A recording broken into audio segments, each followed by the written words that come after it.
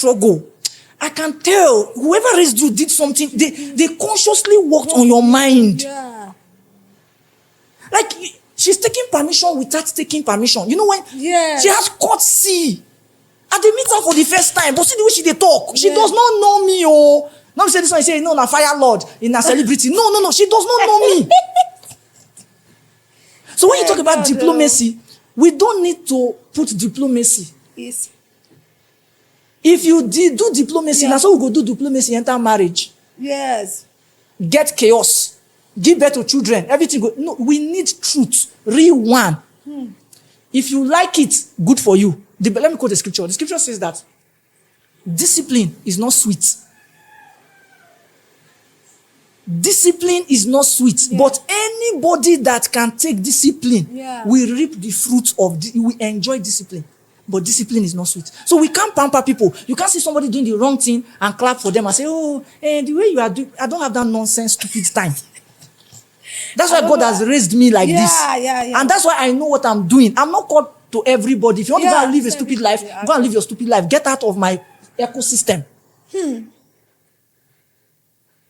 There are only a few people that are bold enough to say the right things now. And guess, let me even surprise you. Some of the people that think they know the right things, when they say it, and we have a wagon of people that are so used to fake, they are so used to counterfeit. Yes. When they see original, they fight it. They fight original. And now, let me show you an example of what I'm saying. Yeah. We are all going to church, right? Sunday in, Sunday out. Sunday in, Sunday out.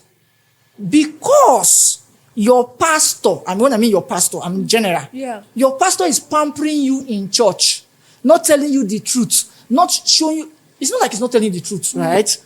If they fear, may not go talk to one way, go verse you. Yes. After you don't do and finish now, you don't raise CC. You know, the last episode, I talked about 4 kinds of sons. Yeah. When you say sons of God, I'm a child of God. 4. You have raised brephos, children when they're just big. Yes.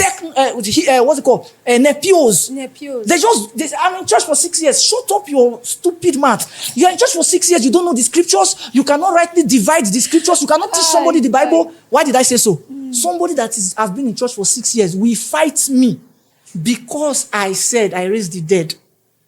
Seriously.